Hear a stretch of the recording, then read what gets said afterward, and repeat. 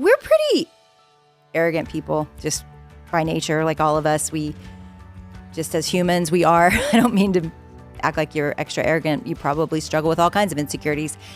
I just mean that we typically, if we're doing okay, even if the world's falling down around us, we aren't very sensitive. It is kind of the way we're built. We just are independent. We don't need anybody. We don't need anything. We're doing great until something comes crashing down. And in those moments, something about us becomes more tender. I think this is just human nature. It's the way we all are. Something about us becomes more tender. Something about us recognizes our need for God and other people. Take the suffering away, take the dark parts away, and we are cruising through life. I remember as a young college student, I walked through a lot of difficulty, and then I didn't. And I remember noticing that I didn't crave God the way I had when I was so lonely and when I was walking through things that were so difficult. I didn't notice other people's pain as much when I wasn't in pain. Now, that's not to say that in the good times of life, we can't do that. That should be disciplines that we all seek to exist living unselfish lives that mourn with those who mourn and notice the people that are hurting and move towards them. But in general, we need God and we need others when we're needy, and we hate being needy. However, that storyline of being needy is actually not so bad.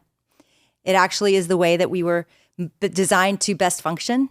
In our weakness, we are strong. We talked about that a few weeks ago, that this is a gift, that we need God and we need other people.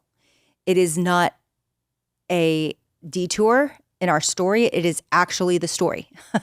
And I've told you this again and again, Pilgrim's Progress, you see it. You see Christian become a believer early in the story, and then you see him fall into pits and into difficult situations that are over and over again just mistakes or just realities of his journey that he has to go on. He has to go through these parts. Some of them are his own doing, and some of them are just on the path.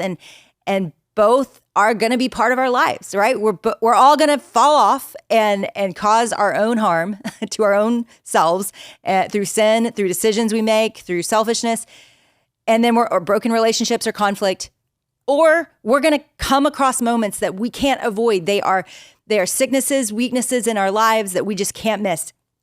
Guys, this is the story of life. This isn't some cosmic joke. This is a fallen world and a fallen body and bodies and humans that are still struggling with, even if we're saved and new creations with new hearts, we're still struggling against our flesh, and we're still struggling against the prince of the world that hates us and is trying to derail us. So that's, really great Tuesday morning for you.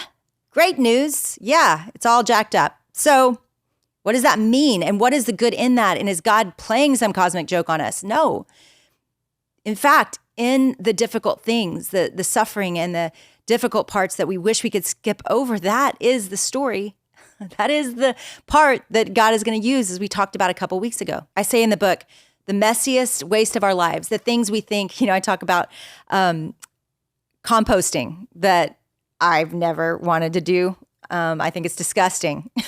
Putting your old food out in your yard feels just repulsive. Sorry, all you really awesome humans out there that compost and make the world a better place. I'm not one of you. I don't want my dog poop and my banana peels hanging out in the corner of my yard. So I don't compost. But that really does make the most fertile soil. If you have a garden, you probably compost. And the reason why is because banana peels and poop make great dirt. It makes soil and it makes things grow. And the same is true for all of us. The same is true for all of us, that things grow out of the waste of our lives, what feels like the messiest parts. The banana peels and crap of your life actually makes great soil for good things to grow from. And I bet you, if you have a really messy life, that you haven't thought about that, because you've probably discredited your life as something that is not usable by God. But the irony is, if you've read the Bible, it is just unbelievable, all of the stuff that people went through. I mean, we're talking about Joseph in this time, and certainly he was a unique character in that he largely walked his life with a lot of integrity, and it was a difficult life. However, there were plenty of times he was arrogant and selfish and got himself in more trouble than he had to be in for God to accomplish his purposes. It's not like he was perfect either. But you look back at most of the figures of the Old Testament, the heroes of the faith, Abraham, David, you look back at their lives, Noah, you see a lot of huge mammoth mistakes. And you see a lot of difficulty that they are facing. See, God is not afraid to take us into the desert. In fact, he wasn't afraid to go into the desert. You see Jesus at the beginning of his ministry choose to go into the desert. There is something about the desert. There's something about the desert that refines our life, that causes our life to be more purified, to be more holy. So whether it's suffering that you've chosen because of sin, or whether it's suffering that is part of your story because it is God's allowance for it, right? I'm not saying he caused it, but I am saying he is powerful over it. He could have stopped it. So he's allowing it to happen in your life for purposes that we can't understand right now. I really believe, and I think about heaven probably more than the average human. I always have. It's just kind of the way God made me. I think about my day and I think about what's going to matter. And I live in this kind of weird, awkward place like that. But basically thinking about death, that's the morbid part of it. But when I think about heaven and I think about what's going to matter there, I think we're going to get just a complete kick out of how short our lives were, how fleeting they were, and how much the suffering parts of it were worth it, and what the suffering parts did in the kingdom of God that we can't imagine here. We can't imagine. I remember my friend Sarah Henry, that many of you know, she was a part of this book. If you're reading the book with us, I wrote a lot of it in the midst of her stroke. And yet since, in the 10 years since, in fact, I talked to her last night on FaceTime, in the 10 years since, her life has been hard. It has not gotten easier. Her speech is getting better all the time. She was saying words last night I've never heard her say. She was communicating better than she ever has, but it's still really limited. And I mean, that's just a really hard life, just that one part, but there's other hard parts too. And so when I look at Sarah's life, the funnest part, and I remember when I wrote this book, she couldn't speak at all when the book was published a year after her stroke. And she just wanted me to read the parts that she was in. She wanted me to tell her again and again the parts she was in. And she had her mom and dad read her the parts that she was in over and over again. Why? Because something about the darkest parts of her story, even though she was still living them, and she still is today, were hopeful to her that other people were going to be blessed by her life. That her dark parts could encourage you was so hopeful and helpful. And I think that's true for all of us. We just want it to count. We want it to mean something. We want it to matter. And it does. It does. One of the stories I talk a lot about in this book as well, it's one of my favorite movies prior to the whole Marvel series. As y'all know, I'm a big Marvel fan, was Batman Begins. Because he kind of was a regular guy. And yet, he had a lot of money. Okay, that was one of his superpowers, kind of like Tony Stark. But he had a ton of money. But he actually began his whole superhero journey out of his weakness and fear. So he had fallen into a pit when he was a child, and bats had swarmed him, and he was terrified of bats. In fact, it shows in the movie that he and his parents are in a play and something resembles a bat, and he gets so scared that he runs outside and his parents follow him, and that's when his parents are both killed right in front of him. And so he blames himself, and all back to this fear of bats. And yet in the future, when he sees the evil happening around his city, he is so bothered and he wants to fight the evil that he sees. And what does he become? He actually puts on the thing he is most afraid of. He actually redeems the thing that had defined the dark parts of his life up until this point. And he becomes Batman, right? It's crazy. But I think that, I know it's a funny analogy, but I think that's kind of how it's supposed to go, guys. Like that's the story we're supposed to live, is the very things that we're afraid of, the very darkest parts, the things that we think have disqualified us and that we have dwelt on and have caused us, fear and doubt and distance from people we love. That those things are supposed to be the things that actually go and serve other people and cause the good that we're going to bring into the world. I know you're doubting me. I know you're doubting me because you've actually plotted your story. You've actually set out all the dark parts and you're sitting there looking at them and you're like, not me, not my parts. I see absolutely no possible way for these dark things to be used for good. Okay. If you are very close to them, in fact, I would say if you are in the middle of them, I want you to not even ask yourself these questions. Because sometimes we move too quickly to try to make our suffering mean something. When ultimately, when we are in the middle of suffering, God just wants us to be on his lap. He just wants to heal us. He is not asking you while you're bleeding out on a table to go evangelize the world with your difficulty. He's not. He wants to sew you up. He wants to heal you. He wants you to get to a place where it isn't terrifying and terrible any longer to look at those parts and to bring those parts to other people. It will always be scary, but you know the difference.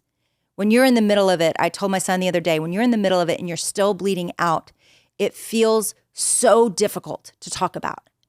But there will come a time when that wound heals and has a scar, and you can point to it and you can see it and you can say, hey, I see that. But it doesn't hurt anymore. And it's not gaping anymore. Now I'm a little embarrassed about it. I don't know if I want to show that to everybody yet, but I'm going to. That's what we're talking about. We're not talking about the diagnosis you got a month ago. We're not talking about necessarily the divorce that you're in the middle of or the sin that you just confessed last week to your small group. We're talking about the things that you look back over your life and you see as part of your journey. Now, those things may still hurt.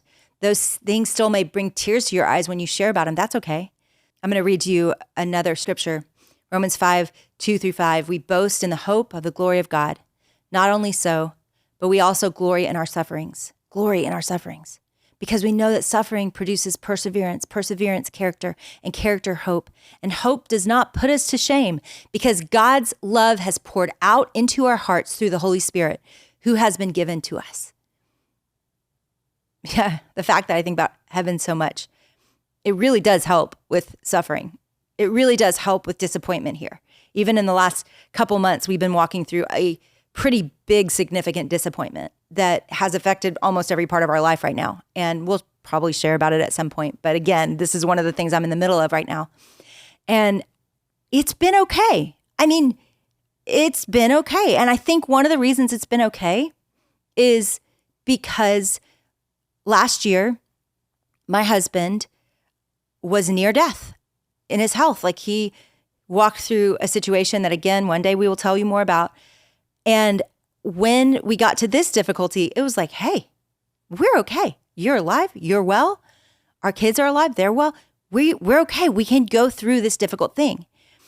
But also, even if it was a diagnosis, even if it was something that was his health or our kids, there's also a reality when we think of heaven and we think of where we're going and the perspective of that gives us. We're okay. Even if the worst thing comes for us, we are okay because of the hope of heaven. Christy Nockels, one of my best friends, she and I have walked together for a decade of ministry and life, and she writes a song. In fact, she and her husband released the song decades ago before I knew them. It was one of my favorite songs, though. It was everything's all right, everything's all right. Do y'all remember this? It was Watermark or Nathan and Charlie. Everything's all right, everything is all right. I'm sorry I just did that to y'all. Everything's all right. I literally think that's all they sang over and over again. I sing that to myself often. And I have fought pretty dang hard for her to re-release that. You can't go find it. We've tried. It just lives in my head. But I fought for her to release it. And she said, no, Jennie, like it's too dark. It's not all right. And I'm like, you didn't sing that back then because everything was good. You sang that back then because you knew one day it would all be all right. And I think the world needs it now more than ever. And yes, Christy, I'm sending this to you and going to continue my very, very relentless pursuit for you to re-release this song into the world because everything is all right. Now, it is not all right today, but we know that it will be all right one day. In this world, we will have trouble, but take heart, I have overcome the world. In this world, we will have trouble, but take heart, I have overcome the world. He's the greatest superhero of all time. All of the superheroes apparently can die. There's movies about that and disappear. And yet we have and serve the only one that can't, the only one that did and rose from the grave. This is the story we are a part of. And because of his story, because of God's power and what God has done, because of God's story, our story makes sense. Our story matters. Our story means something. Here's what I want you to do. If you're still looking at your moments and you're thinking, I can't make sense of these. They don't seem to make sense. I can't, in my little imagination, think of why this could help someone else. I want you not to just look at the hard, but I want you to look underneath the hard. And I want you to ask yourself the question, why was it hard? Because for you, many of you may have lost a parent. Many of you may have lost a child. And for you, or spouse, for you, why that was so hard might be different than someone else that has the exact same story. And I want you to understand that part of the way you're made and part of the reason it was hard is relatable to other people. And everyone, whether they've lost someone or not, can relate to that the reason this is hard is because my house feels lonely now.